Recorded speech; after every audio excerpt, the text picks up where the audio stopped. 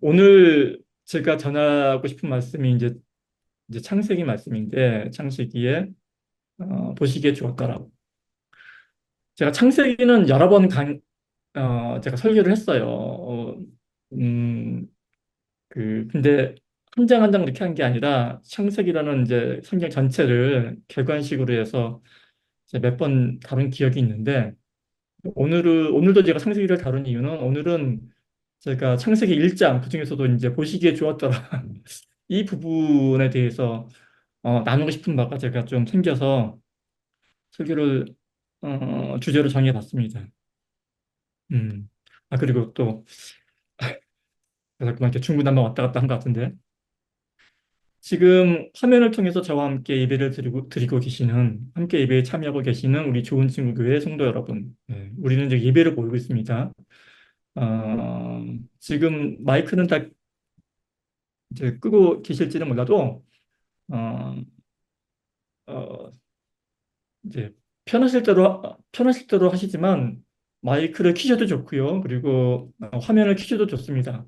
서로 이렇게 소통하면서 예배를 드리는 것도 좋을 것 같습니다. 뭐 편하실 대로 하시고요.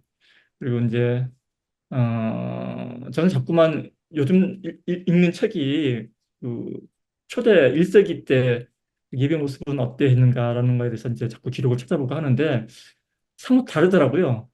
기존 이런 교회에서 현대 교회에서 드리는 예배 모습이랑 많이 다름을 알 수 있는데 그나마 지금 저희 좋은 친구 교회에서 이렇게 하고자 하는 그 예배 후에 서로 나눔이라든지 이런 모습들이 오히려 그나마 이 초대교회 예배 모임과 많이 비슷하지 않나 맥락상 그런 생각을 하고 있거든요. 그래서 잠깐만 그거를 추구하고 싶은 생각이 드는 거예요. 그래서 오늘 제가 함께 들여다볼 하나님 말씀이 창세기 이제 1장 말씀인데 그래서 여러분들도 한번 이렇게 보시고요. 옆에 성경책 펴져 있으면은 제 말씀 드리면서 한번 이렇게 보시고요. 그리고 그랬으면 좋겠어요. 제가 오늘 제가 전하고 싶은 메시지는 과연 그 창세기에 그 여러 번 반복되고 있는 그 보시기에 주었더라 하는 그 말씀이 어떤 뜻이, 어떤 의미가 있을까? 과연 이 말씀을 통해서 하나님께서, 성령 하나님께서 이 기록을 통해서 우리에게 어떤 메시지를 전하고 싶어 하셨을까? 이 부분을 나누고 싶은 거거든요. 그래서 설교를 하는 와중에 중간중간에서라도 여러분들이 느끼시는 그런 목사님, 저는 제가 성경을 뭐 읽어왔던 바로는 제 생각에는 보시기에 좋았더라라는 말씀 속에는 이런 뜻이 있는 것 같습니다. 라고 이제 그 채팅을 통해서 시간 되시면 그런 마음이 있으시면은 올려놓으셔도 좋으실 것 같고 그러면은 제가 그 말씀들 참고해 가면서 함께 살펴봐도 되게 의미 있는 시간이 될 것 같아요. 뭐 꼭 그뿐만이 아니라 어차피 오늘 다루고 있는 그 본문이 창세기 말씀이니까 특별히 창세기 1장 말씀이니까 세상에 창세기 1장 안 읽어보신 분들 별로 없는 것 같아요. 성경을 아무리 안 읽으시는 분이라 할지라도 창세기 1장 정도까지는 다 읽으시는 것 같더라고요. 어, 내가 읽어본 창세기 1장에서는 어, 어떤 말씀을 전하고 싶어 하시는 것, 어떤 의미가 있는 것 같다. 뭐 이런 것들을 이렇게 서로 소통하면서 말씀을 나누는 것도 재미있을 것 같습니다. 그렇게 마음껏 자유롭게 참여해 주시고요. 제가 한 주일 동안 묵상하면서 이제 전했던 말을 제가 전하도록 하겠습니다. 음, 그 얘기에 꽂혔어요. 계속 말씀드렸다시피 보시기에 주었더라, 보시기에 주었더라. 이 말씀이 계속 반복이 되고 있거든요. 제가 세어보니까 하나, 둘, 셋, 넷, 다섯, 6번이 강조가 됩니다. 창세기 1장에 보시기 주었더라라는 말씀이 6번이 강조가 돼요. 네. 그 이게 성경에서 강조가 된다라는 것은 특별한 의미가 있거든요. 괜히 이렇게 그 자원 낭비 그 귀한 종이 양피지에다가 그렇게 의미 없는 말을 그렇게 막 반복하지 않거든요. 그래서 반복하는 것은 분명 의미가 있다고 보는데 그게 이제 성경 해석하는 데서 저희는 하나의 중요한 원리 중에 하나인데 근데 이 말이 계속 반복이 되거든요. 보시기에 주었더라, 보시기에 주었더라. 이게 과연 이 말씀은 왜 이렇게 반복을 하시는 걸까? 어떤 특별한 의미가 있는 걸까? 아니면 그냥 단순한 후렴구일 것인가? 한번 생각을 해보게 된 거죠. 근데 제가 이렇게 질문을 던져도 드려도 사실은 뭐 별 생각이 없으신 분들이 많을 것 같습니다. 뭐 저도 예전에 그랬으니까요. 성경이었을 때 그게 뭐 대수인가 뭐 보시기에 좋았다라는 말이 무슨 특별한 뜻이 있을까? 그냥 보시기 좋았다는 말씀 아닐까? 그 위에 무슨 특별한 뜻이 있을까? 그냥 하나님이 만들어 놓고 야 참 잘 만들었다. 어? 야 참 보기 좋구나. 만족스럽다. 뭐 그런 뜻 외에 뭐 그런 뜻 외에 무슨 별다른 뜻이 뭐가 있을까? 이렇게 가볍게 생각을 하고 넘어갔던 적이 저도 있었습니다. 그런데 성경을 제가 목사가 되고 나서 또 신학교에서 공부를 하면서 공부하면 공부할수록 성경이라는 기록물은 그렇게 단순하게 쓰여진 책이 아니라는 사실을 알게 되는 거예요. 특히나 이렇게 설교 준비를 하면서 볼 때는 더욱더 이제 그런 생각이 드는 거죠. 그래서 한번 생각을 해봤습니다. 이것저것 찾아보기도 하고. 그래서 이 보시기에 좋았더라라는 말이 과연 어떤 의미가 있을까? 과연 제가 앞서 말씀드렸던 것처럼, 잘 만들어놨다, 만족스럽다. 과연 그런 뜻, 밖에 없을까? 근데 그건 아닌 것 같아요. 그건 아닌 것 같습니다. 왜냐면은, 어, 그렇다면은 하나님 보시기에 좋았더라. 하나님 보시기에 내가 잘 만들어놨다. 내 마음 흡족하게 만족스럽게 만들었다. 어, 그게 전부라면은 그 말씀은 마치 이런 거 있지 않습니까? 뭐 이렇게 어린아이가 이렇게 공작 시간에 찰흙으로 무엇을 빚다가 그뭐 장난감을 가지고 조립을 하다가 뭔가 좀 잘 자기 생각에 만족스러운 보기 좋은 어떤 그런 게 나왔어요. 그런 결과물이. 그러면 참 흡족하지 않습니까? 우리들이 아 내가 봐도 참 잘 만들었네. 하나님이 단지 그 정도 의미를 가진 말씀으로서 이 보시기에 주었다라는 말씀을 하신 걸까? 그러니까 그런 것 같지는 않다라는 거죠. 음. 우리가 뭐 하나님의 장난감 같은 그런 수준의 피조물이 아니지 않습니까? 음. 그래서 이제 그 의문점을 가지게 된 게 첫 번째고, 그리고 이제 그 생각을 이제 그 좀 더 그 다듬게 되면은 그런 게 있는 거예요. 하나님 보시기에 주었더라. 우리 하나님의 영광을 위해서, 하나님의 영광을 위해서. 그러니까 계속 그 집, 이제 구약성경 그 후반부에도 보게 되면은 이 백성은 나를 위해 지었나니, 나를 찬송케 하기 위함이다. 그러니까 이 말씀이 굉장히 신학적으로 중요한 말씀으로 이제 되거든요. 그러니까 하나님의 영광을 위해서라는 거죠. 그러니까 우리의 존재는 하나님의 영광을 위해서. 이게 신학적으로 굳어진 이제 하나의 그 말씀이죠. 그러니까 그런 맥락에서 하나님을 위해서, 하나님 보시기에 좋은 존재로서 우리가 지어졌다. 이렇게 이제 일괄적으로 하는데 그런데 이제 것까지는 맞는데 하나님의 영광을 위해서 이제 그거는 동의를 하는데 이게 자칫 어떻게 흘러가냐면은요 정말 자칫 눈 깜빡할 사이에 이게 그러니까 하나님을 위한 신학으로 흘러가는 거예요. 하나님을 위한 신학 맞는 말이 아니냐고요? 맞는 말이죠. 예. 하나님을 위한 신학이 맞는 말인데 근데 이게 어떻게 흘러가게 되냐면은 그러니까 어, 우리 기독교뿐만이 아니라 이 당시에 이렇게 세상에 이제 문명 있는 곳에는 항상 문화가 있었고 그 종교가 있었단 말입니다. 항상 종교가 있었어요. 어.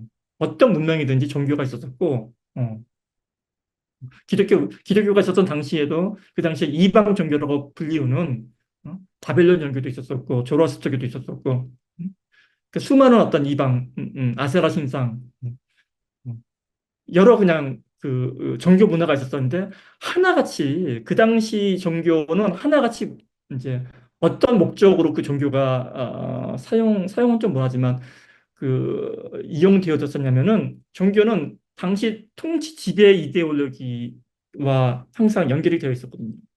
그러니까 그 당시의 통치자는 그 당시의 왕은 항상 이 하나 그러니까 자기가 모시는 신을 등에 업고서 신의 권위로서 백성들을 다스렸던 거죠. 예. 그게 이제 종교의 역할이었었고 그래서 항상 자기를 위한 게 아니라 이건 하나님 그러니까 신을 위한 것이다. 신을 섬겨라 그러면서 그 섬김은 자기가 받는 게 그리고 각종 어떤 통목 사업이라든지 궁고를 짓고 이런 모든 백성들의 그 노동력을 요구하는 그런 이제 말하자면 고대의 통치 행위죠. 통치 행위를 할 때는 항상 신을 앞세웁니다. 그래서 신을 위해서 내가 내리는 명령이고 너희들이 하는 모든 노동력은 신을 위해서 하는 것이다. 라는 그게 그 당시의 모든 그 통치 지배 이데올로기의 어떤 통치 지배 이데올로기와 종교와의 어떤 그런 결합된 상태에서의 모습이었거든요. 어. 근데 기독교는 그게 아니거든요. 기독교의 하나님은 그게 아니었습니다. 오히려 그 노예처럼 부려지던 신의 노예로서 부려지던 백성들을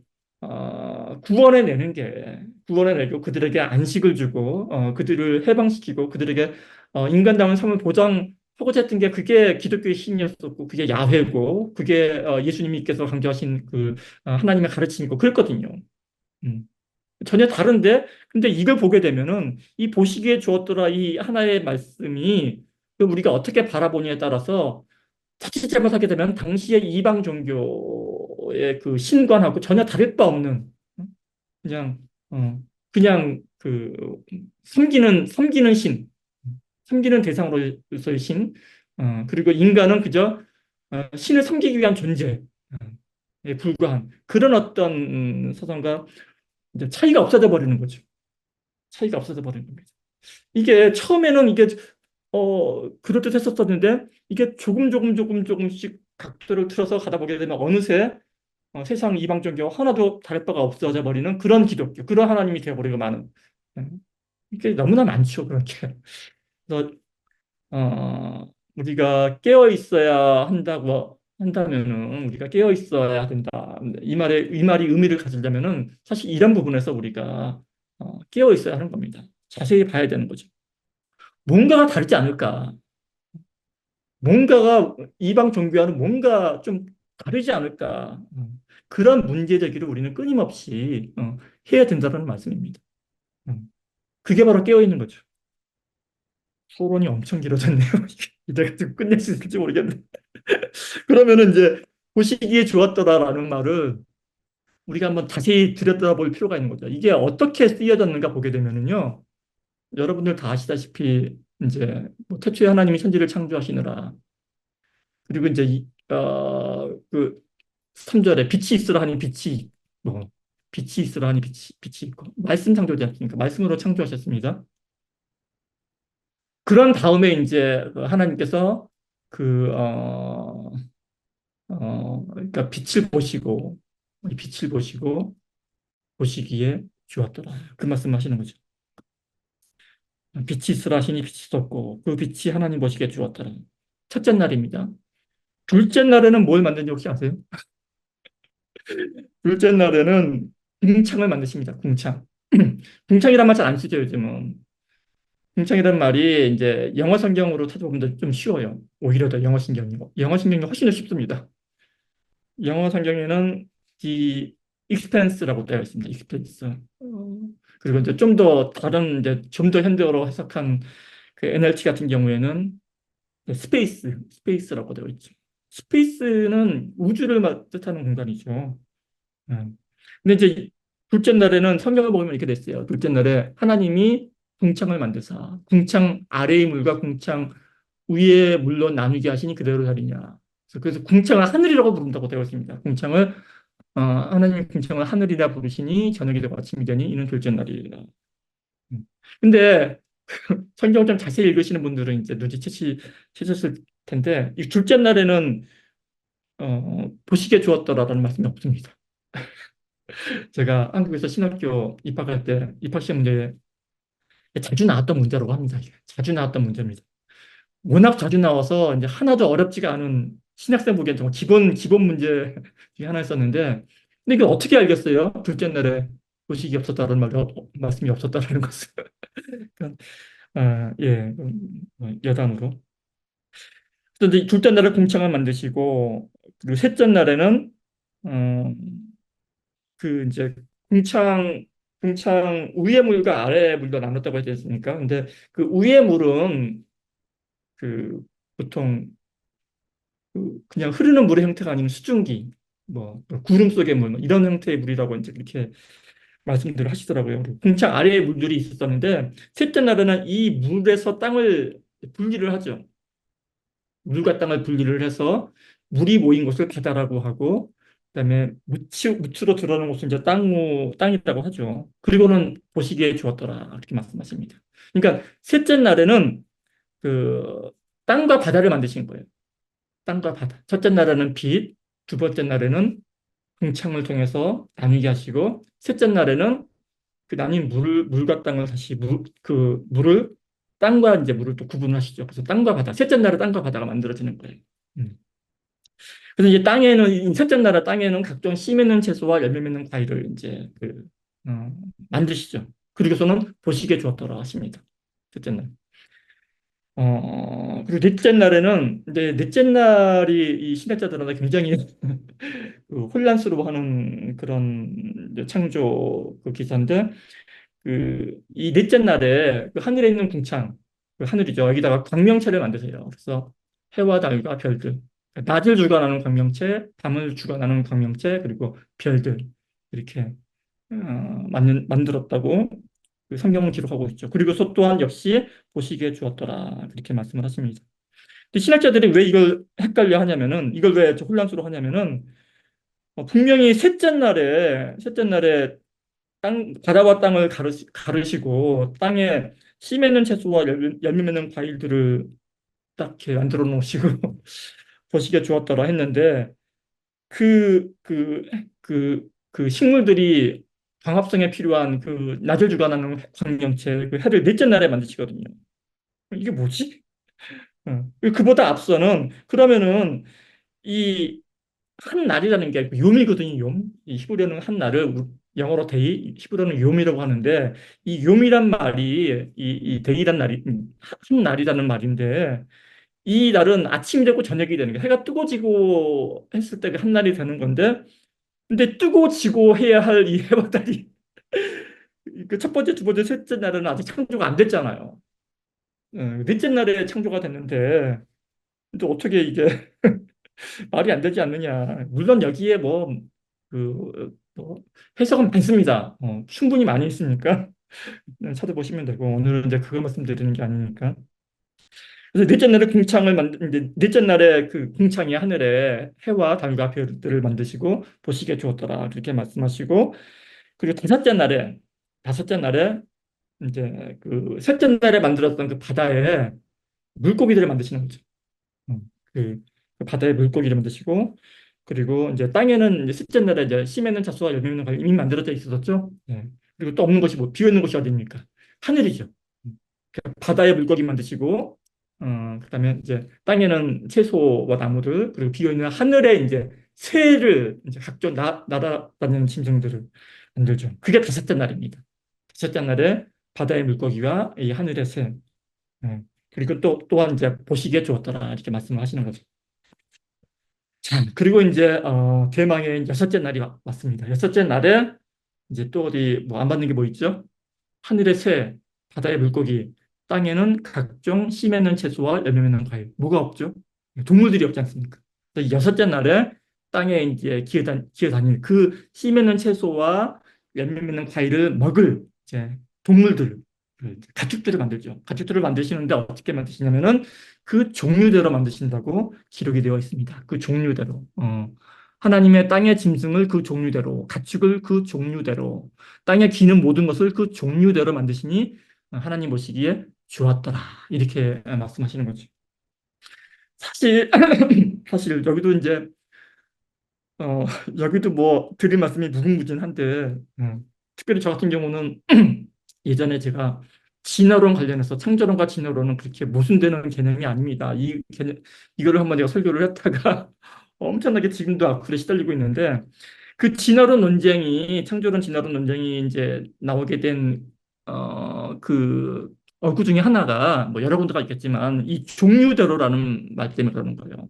분명히 하나님께서는 그 동물들을 그 종류대로 구분해서 지으셨다. 그런데 진화론자들은 그 하나의 동물에서 이렇게 막 뻗어져 가지고 이렇게 나왔다고 주장을 하니까 성경을 정면으로 위배하는 것 아니냐 이렇게 주장을 하니까 이제 틀렸다고 말하는 거죠. 하여튼 뭐 여기도 무궁무진합니다. 일단 제가 좀 설명드리고 싶었었는데 안 될 것 같습니다. 시간적으로 보게 되면은. 어쨌든 이게 그게 중요했고 그리고 이제 종류대로 가축과 동물들을 만드셨고요. 그리고 이제 그 여섯째 날에 이제 대망의 우리 사람 인간을 만드시죠. 그게 그 창세기 1장 27절과 28절 말씀입니다. 예. 하나님이 자기 형상, 곧 하나님의 형상대로 사람을 창조하시되 남자와 여자를 창조하시고 하나님이 그들에게 복을 주시며 하나님이 그들에게 이르시되 생육하고 번성하여 땅에 충만하라 땅을 정복하라 바다의 물고기와 하늘의 새와 땅에 움직이는 모든 생물들을 다스리라 하십니다. 이게 이제 하나님의 창조 기사의 백미지요. 인간을 창조하신 거죠. 그리고 나서 31절 오늘 본문 이제 우리 백문선님께서 읽어주신 31절 마지막 절에 하나님이 지으신 그 모든 것을 보시니 보시기에 심히 좋았더라 라는 말씀으로 이 창세기 1장이 끝을 맺게 되는 것입니다. 어, 그래서 보게 되면은 지금 이 창세기 1장에 제가 말씀드렸다시피 보시기에 좋았더라라는 말씀이 6번이 나오죠. 음, 6번. 그러면은 이 6번에 보시기에 좋았더라라는 말이 과연 어, 무엇을 말하기 위한 무엇을 말하기 위한 메시지였을까요? 라는 게 지금 사실 오늘 설교의 주제인 것입니다. 그런데 이 말씀이 우리가 흔히 생각하듯이 그냥 하나님께서 창조주이신 전능하신 하나님 보시기에 정말 보기 좋구나. 음, 내가 참 잘 만들었다. 그리고 너희 모든 피조물들은 다 나를 위해 존재한 내 꼬봉들이다. 이건 나만의 세상이다. 이렇게 즐기시기 위해서 편하다 좋다. 아, 그런 느낌에서 말씀하신 보시기에 좋았더라 였을까라는 게 제가 오늘 제기하는 문제인 것입니다. 제가 이렇게 문제를 제기한 이유는 사실 그렇지 않다라는 것을 말씀드리기 위해서 이렇게 장황하게 서론처럼 말씀드린 겁니다. 그래서 왜 그렇지 않다라는 것을 제가 지금부터 한번 설명을 드리려고 하는 거죠. 어, 지금 우리가 창세기를 읽었는데요. 1장을 읽었는데 창세기는 성경이죠. 예, 창세기는 성경입니다. 어, 근데 많은 사람들이 창세기를 성경의 그 그러니까 성경의 서문식으로 알고 있더라고요. 창세기는 성경의 첫 번째 그 서문 아니야, 서문. 어떻게 창조를 했고. 그리고 결론은 요한계시록에 있지 않아. 그렇게 많은 사람들이 생각하고 하고 계신 것 같아요. 당연한 건, 당연하지 않냐고요? 아닙니다. 당연하지 않습니다. 이렇게 창세기서부터 요한계시록까지 성경이 한 곳에 이렇게 모아져 가지고 우리가 지금 보고 있는 성경을 이룬 것은요. 얼마 안 되는 일입니다. 최근의 일입니다. 음. 당시만 하더라도 창세기는 창세기 한 권으로서의 성경이었습니다. 모든 성경들이 그렇죠. 각 권으로서의 성경입니다. 각 권. 출애굽기도 한 권의 성경이고요. 신약에 가면 더하죠. 신약에 가면 더합니다. 로마서 한 권이 가장 완벽한 성경이라고 말씀하죠. 66권의 성경책을 한 권으로 읽게 되면 로마서 한 권. 왜냐하면 로마서는 교리적으로 쓰여졌기 때문입니다. 그냥 정말 뼈다귀만 발라낸 기독교의 뼈다귀만 발라낸 이 책이 로마서. 그렇지만 그 DNA들이 다 숨어져 있어요. 창세기도 창세기 이 한 권에 하나님의 복음이 다 정말 구원에 대한 하나님의 그 계획과 그 계획이죠. 구원 계획과 소위 말하는 그 복음이 심겨져 있는 겁니다. 우리가 기독교를 복음의 종교라고 했을 때 그 복음은요. 성경 각 곳마다 다 심겨져 있어요. 창세기에도 복음이 있고요. 출애굽기에도 복음이 있습니다. 레위기에도 복음이 있습니다. 레위기에도 복음이 있고요. 딱 그렇습니다. 그러면은 어, 창세기가 각 한 권의 책인데 이 한 권의 책이 전하고자 하는 바가 무엇이냐는 거죠. 이 창세기 한 권, 그러니까 다른 건 다 빼고요. 창세기라는 이 한 권의 책이 우리에게 전하고자 하는 바. 이 창세기라는 한 권의 책을 통해서 그 창조주이신 하나님께서 우리에게 전하고자 하시는 바가 무엇이냐는 거죠. 그게 말하자면 창세기 주제예요, 주제. 이런 거 한번 생각해 보신 적이 있으십니까? 창세기 중에서. 다른 거 다 잊어버리시고 창세기만 봤을 때 이 창세기라는 책을 통해서 하나님께서 우리에게 전하시고자 하는 메시지는 무엇인가? 를 생각해 보신 적이 있으신가 하는 거죠. 저는요, 기독교인이라면은 항상 성경을 읽을 때 이런 태도와 마인드를 가져야 한다고 생각을 합니다. 그냥 뭐 화보책 보듯이 아, 이 말씀 나 아는 말씀이다. 아, 아는 말씀 나왔네. 이게 아니라 전체적으로 이 말을 통해서 이 말씀을 통해서 나에게 전하고자 하는 메시지가 무엇인가? 음. 그럴 때 우리는 생각을 하게 됩니다. 그럴 때 우리는 생각을 하게 됩니다. 어, 안 그러면요, 그냥 아멘 아멘 하고 넘어가거든요. 어, 첫째 날 이거 만들었구나. 두 번째 이거 만들었구나. 세 번째 이거 만들었구나. 아멘 할렐루야 끝내버립니다. 근데 과연 그럴까요? 왜 그러냐면요. 왜 그런 말씀을 드리냐면은 우리는 지금 창세기라는 책을 너무나 손쉽게 편안하게 이렇게 읽고 있지만 이 창세기가 기록되었을 당시를 한번 생각해 보면은요. 창세기라는 책의 기록은 어, 그냥 예산 일이 아닌 거예요. 일종의 프로젝트입니다. 프로젝트. 당시로 말하자면 유대 민족의 국가 프로젝트입니다. 프로젝트.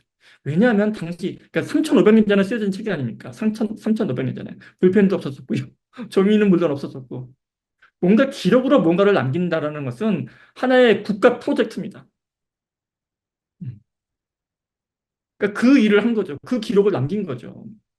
그래서 우리가 이제 신학교 가게 되면요, 이제 성경을 배우지 않습니까? 근데 이 신학교에서 성경을 이제 강의를 들을 때 가장 먼저 각 책에 그 이제 기본적으로 중요하게 다루는 게 뭐냐면은 그 책이 그러니까 창세기면 창세기 이 책이 쓰여진 그 시대 어느 시대에 쓰여져 있는가 굉장히 중요합니다. 그 기록 배경을 밝히는 게, 그 연대를 밝히는 게 굉장히 중요합니다. 그리고 저자 누가 썼는가. 음. 그러니까 신학교에 가서는 사실은 그 문제를 밝히는 게 굉장히 커요. 그 내용은 뭐 다 아는 내용이니까. 그래서 이 기록물이 어느 시기에 쓰여졌고 어떤 역사적 배경에서 쓰여졌고 그리고 누가 쓰여졌는가 저자 문제를 밝히는 게 굉장히 큰 이제 그 이슈죠. 신학에서 굉장히 큰 이슈입니다. 왜 그러냐면은 어, 우리는 성경을 보고서 그냥 글자에 쓰여진 내용만 보지만은 그러나 그 내용이 다가 아니라 그 내용은 반드시 그 시대적인 맥락과 그 저자가 처한 상황을 떠나서는 그 내용이 성립할 수가 없거든요.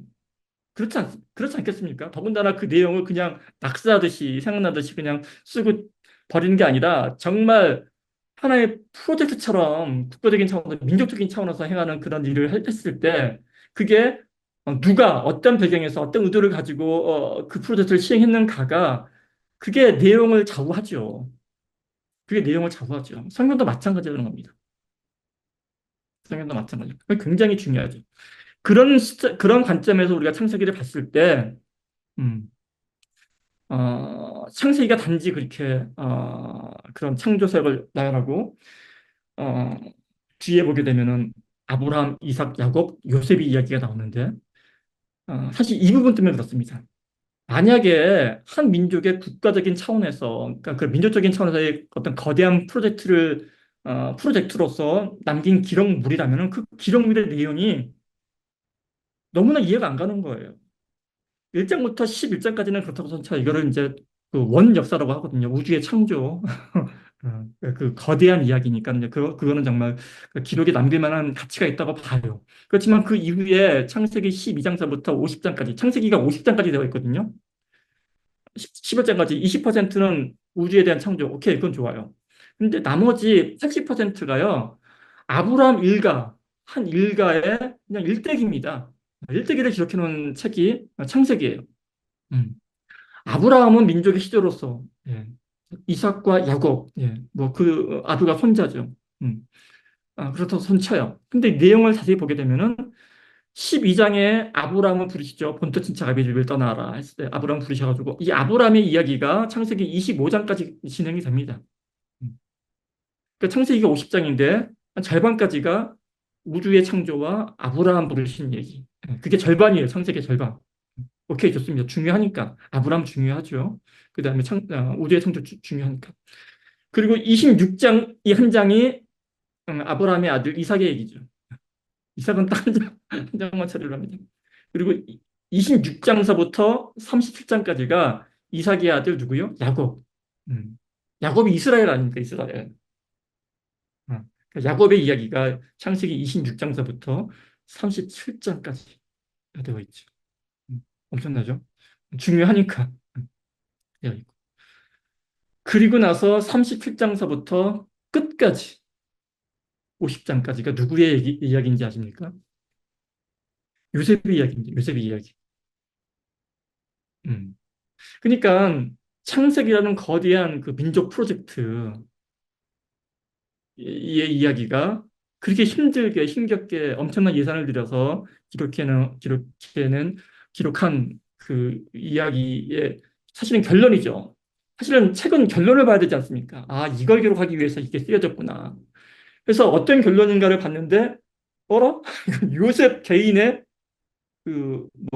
끌려가서, 물론 감동스럽죠. 물론 감동스럽습니다. 끌려가서 하나님의 신앙을 버리지 않고, 하나님을 이렇게, 이렇게, 그죠? 높이고, 순종한 결과, 거대한 제국의 총리까지 돼가지고, 자기 일가족을 다 구하고, 그 이야기.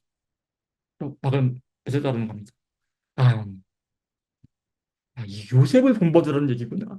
아, 그렇구나. 요셉을 본받으라는 이야기였어. 창세기, 할렐루야 하면. 과연 그럴까요? 과연 요셉의 신앙을 본받아라 하기 위해서 그 창세기라는 그 기록을 남겼을까요? 라는 걸 우리가 물어봐야 된다고 봅니다. 왜냐하면, 왜냐하면 사실 요셉 정도의 그런 성공 스토리, 요셉 정도의 그 기승전결을 갖춘 그런 감동스러운 이야기는요, 사실 창세기 정도의 프로젝트로 하지 않아도 되는 이야기거든요. 사실 그런 스토리는 역사를 통해서 수억 번 반복되어 온 이야기입니다. 우리나라에도 있습니다. 미국에도 있고, 각 나라마다 있고요. 그거보다 더한 그 상황 속에서 역경을 딛고 일어나서, 순교를 각오하고, 그리고, 그 반전을 이루어낸 그런 스토리는 역사상 너무나도 많다라는 거죠. 너무나도 많다. 요셉 이전에는 없었을까요? 요셉 이전에도 무지하게 많았었습니다. 성경에만 없지, 그 당시의 문헌을 보게 되면은요, 고대 중동 문헌 보게 되면은 엄청나게 많습니다. 음. 그러면은 그건 아니라는 거죠. 어. 단순히 한 인물의 성공 스토리와 그의 신앙을 본받아라, 라는 그런 결론을 맺기 위해서 창세기가 쓰여졌을까? 뭐 지금 우리는 그럴 수도 있겠다 싶겠지만 그 당시의 배경과 어떤 그런 상황을 감안해 본다면은 그건 아닐 것이다라는 생각을 할 수 있다라는 겁니다. 음. 그러면 무엇이냐? 그러면 창세기가 전하고자 하는 메시지가 그런 요셉의 신앙을 본받아라. 요셉의 그 성공 스토리, 거기서 우리가 신앙적인 교훈, 그게 아니면 무엇인가라고 질문을 던져봤을 때 우리는 항상 어, 이 지점으로 돌아와야 됩니다. 성경은 어떤 책인가를 항상 생각해 봐야 되는 것이. 성경. 창세기도 성경이라고 했죠. 성경은 뭐에 관한 책이죠? 성경은 뭐에 관한 책이죠? 항상 우리가 먼저 성경을 대할 때는 그거를 알고서 읽어야 됩니다. 성경은요, 뭐 여러 가지로 이야기할 수 있겠지만 그러니까 궁극적으로는 우리의 구원에 관한 책입니다. 그죠? 우리의 구원을 다루고 있는 책입니다. 그래서 이 성경에 경자가 붙는 거예요. 경자. 음. 다른 책과 분리를 해서 이 경이라는 얘기를 말씀을 이제 이름을 붙이는 거죠. 우리의 구원을 다루는 책인데 그냥 내피셜러 우리의 구원 이럴 것이다 저럴 것이다가 아니라 하나님이 말씀하신 구원에 대한 약속이 성경이라는 거죠. 그렇기 때문에 귀중한 책인 겁니다. 구원에 대한 약속. 그렇다면은 창세기의 주제도 우리는 뭘로 봐야 되는 거죠? 음, 창세기의 주제도 구원입니다. 구원. 음, 그래야 되죠. 왜냐하면 창세기도 한 권의 성경책이니까. 그러면은 이 창세기의 주제가 구원이라면 창세기의 결론은 구원으로 끝을 맺어야 한다는 거죠. 근데 보니까 요셉이 나오네요. 예, 요셉이 나옵니다. 근데 그냥 요셉이 나오는 게 아니라 요셉이 행한 일을 굉장히 자세하게 풀어놓은 책이 창세기의 사실은 핵심적인 내용이라는 거죠. 창세기 37장서부터 끝장까지가 어떤 내용이냐면요. 요셉이 어, 야곱, 그러니까 아버지 어, 야곱이죠, 야곱. 이스라엘. 야곱의 열한 번째 아들이죠. 11번째 아들로 태어나서 어, 형들한테 미움을 받아서 애국으로 팔려나가서 종살이하고 감옥살이하고 하다가 하나님의 은혜로 발탁이 돼서 총리를 출세하는 그 이야기가 굉장히 자세하게 기록되어 있는 게 그게 이제 창세기 마지막 부분 요셉의 이야기죠. 근데 가만히 보세요. 이 이야기를 통해서 창세기는 우리에게 구원에 관한 구원에 관한 어떤 메시지를 전하고자 하고 있는가라는 걸 한번 생각해 보자면은 모르겠어요. 저는 어차피 신학은 해석의 문제니까 저의 해석으로는 저는 이런 결론을 이제 어, 함께 쉐어하고 싶은 거죠. 뭐냐면은 어, 우리는 보통 요셉 하면은 굉장히 본받아야 될 신앙의 표본 그리고 어떤 훌륭한 어떤 인격체 막, 막 온갖 미사일거를 막 갖다 붙이지 않습니까? 그 대표적인 사람이 아브라함, 모세, 요셉, 다윗 이런 사람들입니다. 그죠? 그런데 정작 성경은 이 사람들을 그렇게 막 완벽한 인간처럼 그리고 있지 않죠. 아브라함도 마찬가지고 모세도 마찬가지고 다 그냥 한 다리 건너 건널 수 있는 평범한 범부로 그리고 있는 게 성경입니다. 음. 근데 요셉 또한 마찬가지라는 거죠. 요셉 또한 갑자기 제 친구 중에 요셉이라는 애가 생각이 나는데 보통 기독교 집안에서 아들을 낳으면 요셉이라는 이름을 많이 선호한다고 합니다. 그만큼 닮고 싶은 인물인 거죠. 근데 그만큼 닮고 싶은 인간인가? 그렇지 않다라는 게 성경의 기록인 거죠. 요셉이요, 그 10명의 형들한테 미움을 받아서 애국으로 풀려나가는 게 형들이 못돼서 그런 게 아니거든요. 근데 오죽했으면 그 10명의 형들이 한 명의 반대도 없이 그리해서 자기 동생을 죽이려고까지 했겠습니까? 죽이려고까지. 일을 가면서 저놈 저거 또 우리 감시하러 온다. 저놈 저 아버지 혼자 저기 사람 독차지하더니만은 또 우리 양치고 있는데 또 우리 노는지 안 노는지 보고서 감시하고 또 아버지한테 고자질하려고 또 오는구나. 그러니까 숱하게 그랬다라는 거죠. 그 도단에 가 있었을 때 양치 되게 멀리 있었거든요. 형들이 있겠는데 거기 요셉이 오니까 그거 보고서 형들이 빡친 거죠. 보기만 해도 이가 떨리는 거야. 저놈의 새끼 저거. 근데 그도 그럴 것이 그 전에 그 꿈을 꾸지 않습니까? 요셉의 꿈. 요셉은 꿈으로 유명한데 무슨 꿈을 꿉니까? 네. 11개 볕단이 자기를 향해서 절을 하고. 이게 뭡니까? 그러니까 형들이 나한테 결국은 절하게 되고 이 얘기를 한 거잖아요. 그러니까 가뜩이나 어, 얄미운 애가 아버지 사랑 혼자서 다 독차지하고 혼자서 채색옷 입고 그렇게 그러던 놈이 또 그런 꿈을 꿨으면 혼자나 그렇게 알고 있을 것이지 이걸 또 자랑스럽게 형 앞에서 하여튼 그랬던 인간이라는 거죠 요셉이. 음. 하여튼 그래서 팔려나간 겁니다. 그러니까 형들이 못돼서 팔려나간 게 아니라 요셉이 못돼서 팔려나갔다라는 게 성경의 기록이에요. 어쨌든 그렇게 해서 팔려나갔습니다. 그렇지만 요셉이 여기서 무슨 나쁜 사람, 성경은 전혀 그런 가치 판단이 없습니다. 어쨌든 요셉의 그런 어떤 캐릭터로 인해서 팔려나가는데 팔려나가서 어떻게 했습니까? 팔려나가서의 요셉은 아, 사실은 요셉은 어떤 되게 막 못되고 막 잘난 척 이런 캐릭터라기보다는 성경에서 보여지는 요셉의 캐릭터는 굉장히 눈치 없고 주관은 뚜렷한 그런 캐릭터인 것 같아요. 형들이 자기를 시기하건 말건 자기가 생각한 바, 자기가 경험한 바, 자기가 그런 생각한 바를 그냥 그 거침없이 이야기하고 거침없이 행동하고 그러니까 말하자면 우직한 그런 성격이었던 것 같습니다.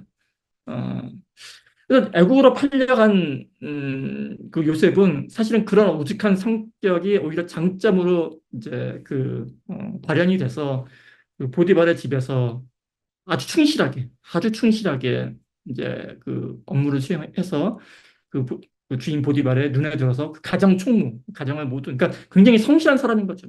딱 한 가지 하나 꽂히게 되면은 그거 아니면은 뭐, 아니. 그런 어떤 충직한 성격 때문에 또 출세를 하죠. 비록 그런 성격 때문에 형들한테 미움을 받았겠지만, 어쨌든 그 요셉이, 그런 성격으로서 출세를 하고, 근데 여기서 우리가 이제 뭐 제가 지금까지는 계속해서 이제 뭐, 좀 부정적으로 얘기를 했는데 사실은 그게 아니라 사실 요셉은 우리가 이 요셉에 대해서 또 성경에서 요셉을 굉장히 자세하게 다루는 이유 중에 하나가 뭐냐면은 이 요셉의 하나님에 대한 그 신앙이 있습니다. 신앙이 있죠. 신앙. 자기 아버지 야곱으로부터. 그러니까 가장 사랑을 많이 받았다라는 것은 가장 많이 친밀하게 있었다라는 증거기 그런 거지 않습니까? 뭐 형들은 그냥 들로 산으로 양이나 치고 다녔을 때 항상 이 아버지 야곱은 이스라엘은 음, 요셉을 옆에 끼고 어, 울고 빨고 기워하면서 뭘 했겠습니까? 계속해서 뭐 이것만 해줬겠습니까? 17살이 될 때까지 17살이면 지적으로 완전히 자라는 상태거든요. 그 상태까지 뭘 이야기했겠습니까? 야곱의 신앙 얘기를 했겠죠. 야곱이 경험한 하나님에 대해서. 그러니까 야곱의 신앙을 가장 순수하게 잘 흡수하고 전달된 사람이 요셉이라는 거예요. 음. 그러니까 요셉의 신앙은 정말 그러니까 요셉의 하나님에 대한 신앙은 정말 그 순수한 신앙 그 자체였습니다. 비록 눈치 없고 융통성 없는 신앙일지는 몰라도 어쨌든 좀 이제 결론 부분으로 가게 되면은 그래서 그 요셉은 어, 모든 자기에게 닥친 모든 일이 하나님의 섭리라는 것을 받아들이는 거죠. 자기가 노예 생활을 하게 된 것도 그리고 보디발의 집에서 가정 충돌을 하게 된 것도 그러니까 이 모든 자기 생활 속에서 오직 하나님과 자기와의 관계를 본 거죠. 그리고 그 신실하신 하나님에 대한 믿음. 음. 그래서 이 요셉이 결국은 그 신앙을 유지함으로 인해서 결국은 음, 이제 바디발의 그 아내의 유혹으로부터도 자기를 지키죠. 그러니까 보디발의 아내의 유혹으로부터도 자기를 지킬 수 있었던 게 뭐냐면 자기 안에 간직하고 있던 그 하나님에 대한 신앙, 음, 그 신앙의 힘으로 자기를 지킬 수 있었던 거죠. 사실 그때 당시에 요셉은 혈기왕성한 남자였었고 그리고 보디발 그 부유한 그 사람의 그 아내라면 얼마나 아름답고 예뻤던 그 사람이었겠습니까? 충분히 그 적인 어떤 그런 거라면은 이길 수 없었던 그런 유혹이었을 겁니다. 그러니까 정말 사람으로서는 견디기 힘든 그런 유혹이었을 텐데 사실은 요셉은 그거를 이겨낸 거죠. 그게 바로 그 요셉이 가졌던 신앙의 어떤 순수성을 봐주는 거죠. 그리고 그것으로 인해서 후회하지 않습니다. 요셉은 자기가 선택한 행동에 대한 그 값을 충분히 감내를 합니다. 그게 신앙의 힘입니다. 그게 요셉이 가진 신앙의 힘이에요. 어? 비록 그 보디발의 집에서 가정 총무로서 그 위세당당한 신분에서 하루아침에 다시금 그, 그 죄수의 신분으로 바뀌었지만은 거기서 좌절하거나 비탄에 빠지지 않고 자기의 신앙대로 살아갑니다. 자기의 신앙대로. 음. 그 신앙은요, 사실은 어, 요셉이 하고자 하는 그러니까 요셉의 머릿속에 담겨져 있는 그 생각입니다. 그건 뭐냐면요. 그게 바로 하나님의 생각이에요. 하나님의 생각. 요셉의 머릿속에 담겨져 있는 하나님의 생각. 그게 사실은 우리의 신앙이 되어야 합니다. 어, 당시의 신들은요. 제가 초반에 말씀드렸다시피 인간을 도구로 노예로밖에는 취급 안 하는 그런 신들이었습니다. 어, 애굽의 신들도 마찬가지요. 애굽의 신들이 대표적이죠. 왕, 피라밋, 신의 무덤 아닙니까? 왕을 신으로 섬기고. 그리고 그 무덤을 만들기 위해서 수십만 명의 사람들이 노예로 그냥 사용되어졌었죠. 도구로서. 그게 너무나도 당연했던, 자명했던 그 시기에 요셉의 하나님은, 야곱의 하나님은, 이삭의 하나님은, 아브라함의 하나님은 그런 신이 아니었다는 거죠. 그런 신이 아니라 어떤 신이었냐고요? 음, 인간을 사랑하는 신이었다는 거예요. 인간을 사랑하는 신. 신약에서는 어떻게 얘기를 하죠? 하나님 우리를 어떻게 여기신다고요? 자녀처럼. 음, 종처럼 여겼던 게 너무나도 자명했던 그 당시에 인간을 자녀처럼 여긴 게 그게 히브리의 신입니다. 히브리. 그게 헤브라이즘의 신인 거예요. 음. 서양 문명을 헬레니즘과 헤브라이즘 이렇게 양대 나누는데 저는 이렇게 봅니다. 헬레니즘은 이원론 사상이고요. 헤브라이즘은 이론론입니다. 하나라는 거죠. 그럼 기독교는 뭐냐? 많은 사람들이 기독교를 오해하더라고요. 이원론이란 천국과 지옥, 하나님과 우리, 남자와 여자, 선과 악 구분되어지는 거 아니에요? 아닙니다. 그게 가장 크게 오해하군. 오늘날 현대 기독교에서 가장 크게 오해되어지고 있는 부분이 바로 그 부분입니다. 아닙니다. 기독교는 헤브라이즘입니다. 헤브라이즘에서는요, 하나님이 인간을 자기의 모양과 형상대로 만들고 인간을 위해서 세상을 만들었다는 게 헤브라이즘의 신관이라는 거죠. 인간을 위해서 세상을 만들었다는 겁니다. 모든 걸 다 창조하고 난 이후에 맨 마지막에 모든 걸 세팅한 이후에 마지막에 이 모든 것을 즐길 이 모든 것을 누릴 그 존재를 창조하신 하나님이 바로 여호와 야훼 기독교의 하나님이라는 거예요. 그러면 여기서 하나님께서 말씀하신 첫째 날부터 말씀하신 그 보시기에 주었더라라는 그 말씀이 과연 어떤 의미였겠냐는 거죠. 아, 내가 보니까 잘 만들어놨네. 아이고, 하나님을 위한 보시기 주었더라였을까요? 아니면은 하나님이 창조하신 제1의 창조물 인간 보기에 좋도록 만들어 놓은 세상이었다라는 뜻일까요? 저는 후자라고 생각이 됩니다. 그러니까 애초에 제가 설교 제목으로 던져놓았던 보시기에 주었더라라는 무슨 뜻이었을까? 저는 이 말은 어, 하나님 보시기에 주었다가 아니라 어, 우리 인간이 보기에 좋은 그런 모습으로 인간이 가장 살기 좋은 인간이 가장 행복하게 누릴 수 있는 그런 환경을 만들어 놓으시고 야, 참 내가 니네들 보기에 참 좋게 만들어 놨다. 그런 의미에서 보시기에 주었더라라는 말씀이 아닐까라고 생각해 봤다는 거죠. 음. 그래서 저는 어, 그런 얘기를 한 거죠. 요셉의 구원도 마찬가지입니다. 요셉의 구원은 보십시오. 요셉의 구원이 어떻게 그 막을 내리냐면은 그 당시에 온갖 그러니까 흉년으로 인해서 정말 인간이 살기에 엉망이 된 세상 속에서 그렇죠? 인간이 살기에 살아갈 수 없는 그런 세상, 흉년이 된 세상 속에서. 그러나 그건 누구의 의도라고요? 그 하나님의 섭리죠. 근데 그거는요, 우리를 괴롭히기 위한 하나님의 섭리가 아니라 계획된 하나님의 계획 안에 이루어진 그 흉년이었다는 거죠. 파라오의 꿈을 해석하는 요셉은 그걸 알았어요. 하나님의 계획에 의한 것이다. 그래서 7년 동안 먼저 흉년이 들게 한 이후에 그 이후에 흉년이 들게 하는 거죠. 음. 하나님의 계획에 의한 겁니다. 그리고 요셉이 한 일은 뭐냐면은 이 흉년이 들었을 때 이 하나님의 은혜를 배분을 하는 거죠. 나머지 흉년 기간 동안에.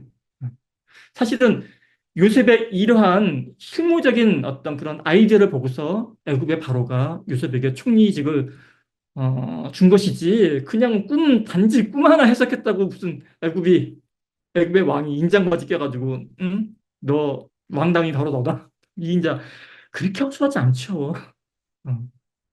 그리고 요셉은 그 인간들이 인간답게 살 수 있는 세상을 실제적으로 행정적으로 제도적으로 꾸려나간 대표적인 사람이라는 거예요. 그러니까 결국은 뭐냐면은 성경은요, 창세기는 똥구름 잡는 얘기. 하나님의 은혜에 의해서 갑자기 노예가 총리가 되고 갑자기 먹을 게 풍성이 뜨고 하늘에서 뭐가 막 기적이 이런 게 아니라 우리 인간이 하나님이 만들어 놓으신 이 땅을 어떻게 잘 효율적으로 어? 보존하고 유지하고 관리하죠. 그죠? 우리 창세기 1장 28절을 보게 되면 그들에게 복을 주시며 그들에게 이르시되 상륙하고 번성하여 땅에 충만하라 땅을 정복하라. 그러니까 이건 뭐냐면요. 그냥 가서 닥친 듯 이게 아니라 사실은 하나님께서 우리를 위해 만들어 놓으신 이 세상 만물을 우리가 잘 유지, 보수, 관리 하라는 명령이라는 거죠. 어떻게? 무슨 목적으로? 그 가운데서 우리가 잘 살기 위해서. 행복하게 잘 살기 위해서. 행복을 누리기 위해서. 그러니까 결국 하나님께서는요. 자, 내가 너희들을 위해서 이 땅을 만들었다. 이 땅 가운데서 정말 행복하게 잘 살아라. 그 메시지인 거예요. 그 메시지입니다. 인간이 행복하게 잘 사는 것은요. 인간이 행복하게 잘 사는 것은 그저 교회 나가서 기도만 하고 하나님 행복해 이런다고 잘 살아지지 않습니다. 인간이 행복하게 잘 살기 위해서는요, 먹거리, 입거리, 의식주가 충족하게 그게 해결이 돼야 됩니다. 그 해결을 해주신 게 창세기의 창조 기사예요. 살 땅을 만드시고요, 어?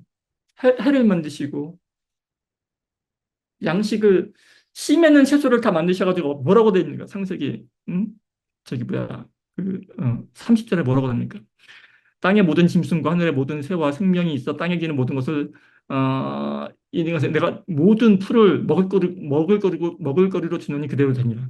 그러니까 먹을거리로 만드신 거 먹을거리. 땅에 씨 맺는 채소와 열매 맺는 과일들을 너의 먹을거리로 주노라. 땅을 왜 만드셨다고요? 우리에게 먹을거리를 해결해주기 위해서.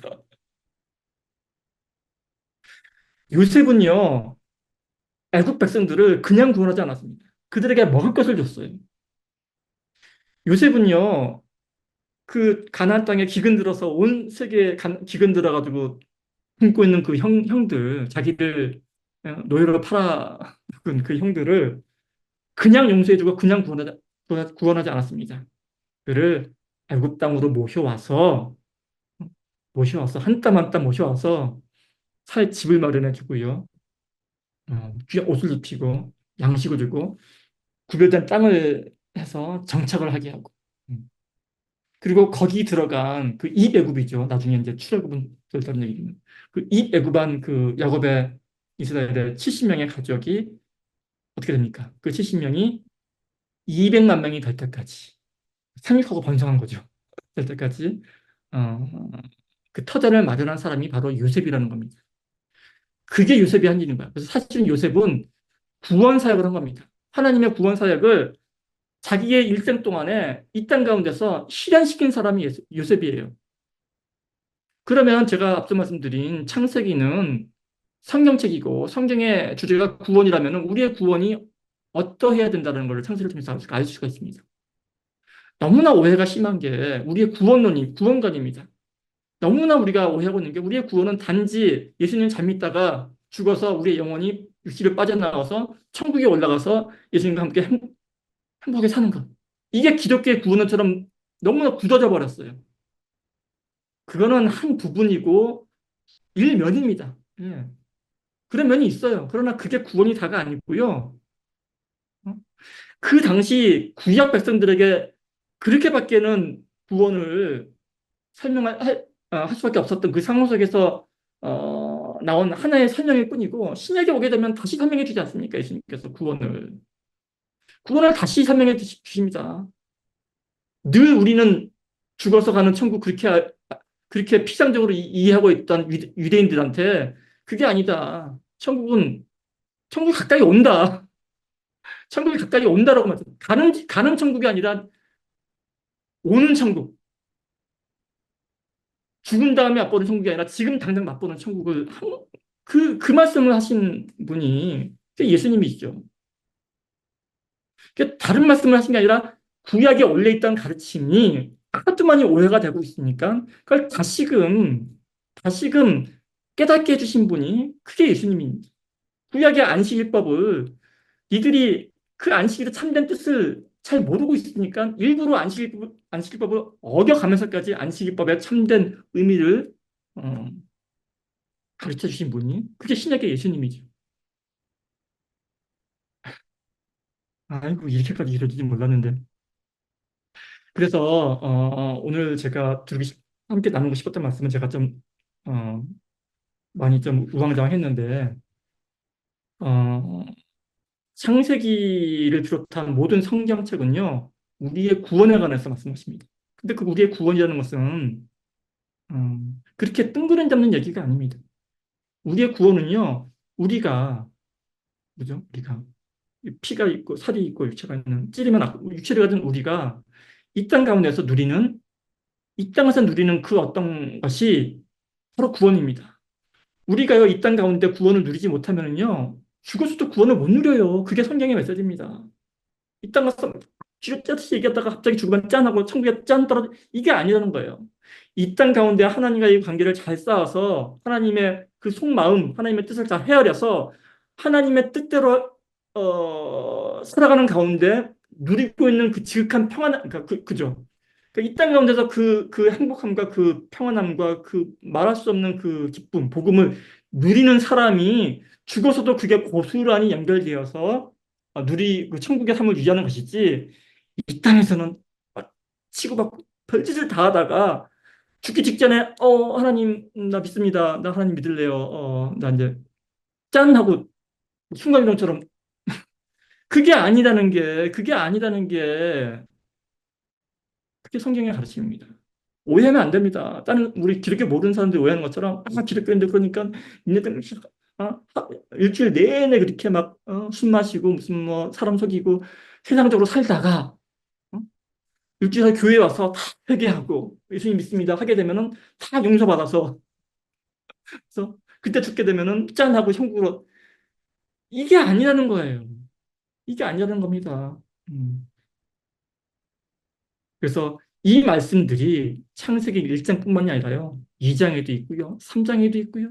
창세기도 있고 출애굽기도 있고 온통 성경은 그 얘기만을 가지고 있고 그리고 그로 인해서 우리는 결국에는 이 모든 성경 말씀을 통해서 어디까지 가야 되냐면은 나와 남의 어떤 구분이 사라지는 데까지 가야 되는 겁니다.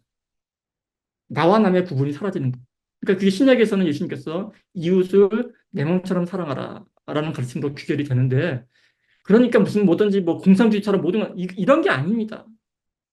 남을 나처럼 여기는 그 마음, 그러니까 이웃을 나처럼 여기는 그 마음. 왜요? 내가 하나님의 형상과 모형처럼 창조되었듯이 저들 또한 저 이웃 또한 하나님의 형상과 모양으로 창조된 사람이다. 마치 한 배에 한 부모에게서 나온 형제 자매가 다른 개체고 다른 사람처럼 볼지 모르겠지만 같은 DNA를 지니고 있는 우리 엄마의 DNA를 가진 그 개체가 바로 형제고 자매지 않습니까? 그러니까 아무리 못된 짓을 하더라도 형제하고 자매는 용서할 수 있잖아요. 그런 마음으로 우리의 이웃을 형제요 자매처럼 여기라가 아니라 원래 그렇다. 그게 사실이다. 그래서 교회에서 형제님, 자매님 부르는 거예요. 형제님, 자매님 무슨 호칭이 아니라 그냥 브라더스 앤 시스터인 거예요. 형, 누나인 겁니다. 모든 사람이 형, 누나라는 그게 사실이다라는 거를 강조하는 게 사실은 기독교 신앙이거든요. 음. 그래서 말씀을 맺겠습니다.